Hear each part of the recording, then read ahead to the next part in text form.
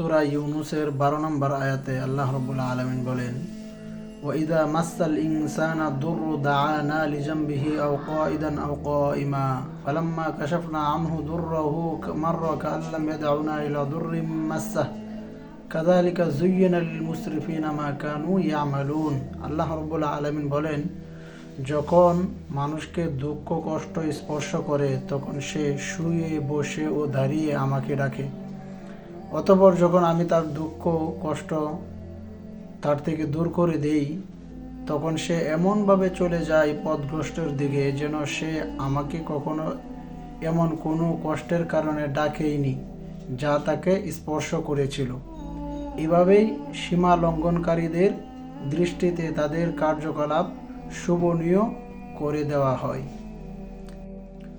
কোরআনে আল্লাহ তাআলা বারবার বলেছেন, মানুষ যখন বিপদে পড়ে তখন একনিষ্ঠ হয়ে তাকে ডাকে, আর যখন তিনি নিয়ামত দেন তখন সে মুখ ফিরিয়ে নেয়।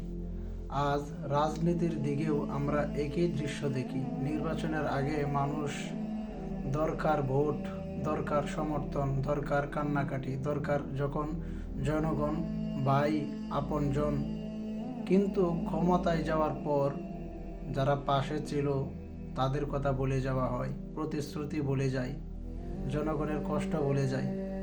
মনে রাখতে হবে, ক্ষমতা চিরস্থায়ী নয়, চেয়ার চিরস্থায়ী নয়, কিন্তু আল্লাহর কাছে হিসাব চিরস্থায়ী। আজ যারা মানুষের দোয়া নিয়ে ক্ষমতায় গেছে, তারা যদি সেই মানুষদের বলে যায় তাহলে একদিন সেই আল্লাহর কাছেই জবাব